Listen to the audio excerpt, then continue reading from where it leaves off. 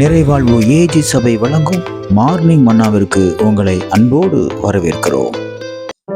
கர்த்தருடைய பரிசுத்த நாமம் மகிமைப்படுவதாக. இந்த நாளில் உங்களை சந்திப்பதிலே மிகுந்த சந்தோஷம். எனக்கு அன்பான தேடு பிள்ளைகளே, நிறைய நேரம் நம்ம ரொம்ப துக்கத்தோட இருக்கிறோம் இல்லையா?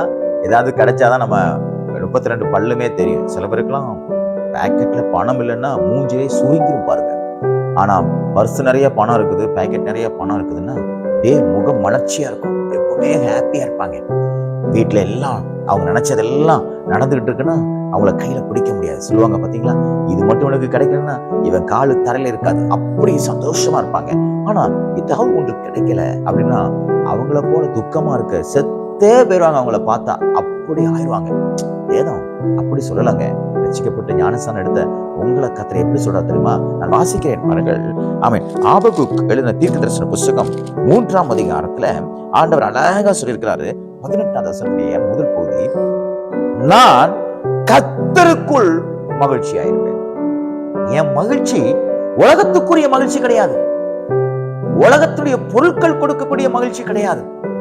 என்னுடைய மகிழ்ச்சி எல்லாம் நான் கர்த்தருக்குள்ள இருக்கேன் பாருங்க. கர்த்தருக்குள்ள இருந்து எதையெல்லாம் நான் அனுபவிக்கிறேனோ அதுதான் எனக்கு நிரந்தரமான மகிழ்ச்சி. ஆபிரகாமுக்கு கர்த்தர் ஒரு குழந்தையை கொடுக்கிறார். அந்த குழந்தையை கொடுத்துட்டு அவனை நீ எனக்கு ஈசாக்கன் எனக்கு பலியிடுங்கிறார். அவன் தைரியமா கொண்டு வந்து கொடுக்குறான்.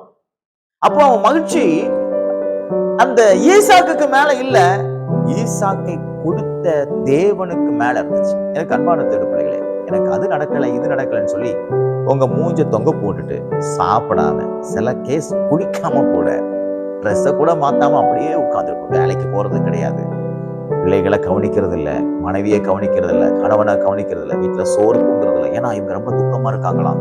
இவங்க துக்கமா இருக்கிறதுனால எல்லாரும் பட்டினியா இருக்கணுமா? இல்லைங்க, உங்க மகிழ்ச்சி இந்த உலக கொடுக்கக்கூடிய பொருட்கள்ல கிடையாது, உலகத்தை படைத்த தேவனுக்குள்ள இருக்கணும். எல்லாவற்றையும் செய்த ஆண்டவர், இயற்கைகளை சிருஷ்டித்தவர், உங்களுக்கு ஏற்ற காரியங்களை செய்தவர். இனி நீங்கள் எதிர்பார்த்து கொண்டிருக்கிற காரியத்தை அவர் செய்ய மாட்டாரா? அவருக்கு செய்ய முடியாதா? அவர்கிட்ட சக்தி இல்லையா? அவர்கிட்ட வல்லமை இல்லையா? நிச்சயமா அவர் செய்வாரு.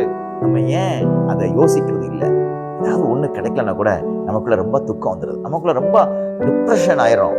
எதுவுமே செய்யாம நீங்க ரொம்ப துக்கமா இருக்கிறதுனாலயோ, நீங்க சாப்பிடாம இருக்கிறதுனாலயோ, நீங்க புலம்புறதுனாலயோ அந்த துக்கம் மாற போறது கிடையாது. உங்க மகிழ்ச்சி ஒரு நிரந்தரமான மகிழ்ச்சியை ஆபகுக் சொல்றாரு. நீங்க கர்த்தருக்குள்ள மகிழ்ச்சியா இருக்கணும். நீங்க கர்த்தருக்குள்ள மகிழ்ச்சியா இருந்தா எப்படி சொல்லுவீங்க தெரியுமா? அட வந்தா வருது, போனா போகுது, இருந்தா இருக்குது, இல்லைன்னா போகுது. ஏன்னா கர்த்தர் என் கூட இருக்கிறாரு. அது எதை போனாலும் கர்த்தரனால அவரால் கொண்டு வர முடியும். எது நடக்கலனாலும் அவரால் நடத்தி கொடுக்க முடியும்.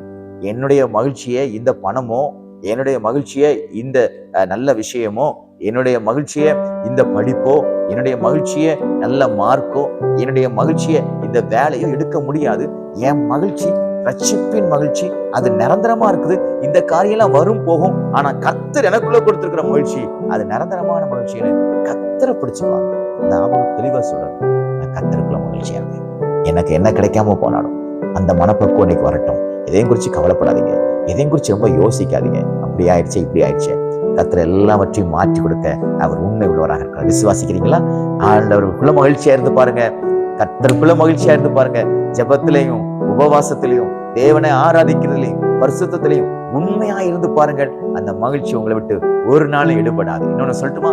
நீங்க கர்த்தருக்குள்ள மகிழ்ச்சியா இருக்கும் பொழுது உங்கள் உலக பிரகாரமாய் என்னென்ன காரியங்கள் இருந்தால் நீங்கள் மகிழ்ச்சியா இருப்பீங்களோ அத்தனையும் கர்த்தர் தருவார். ஆகையால் இந்த நாள் நல்ல மகிழ்ச்சியான நாளாக தேவன் மாற்றி கொடுப்பாராங்க. எதையும் குறிச்சு கவலைப்படாதீங்க. இந்த நாளில் தேவன் எல்லா துக்கத்தையும் கர்த்தர் சந்தோஷமாய் மாற்றுவாராங்க. God bless you.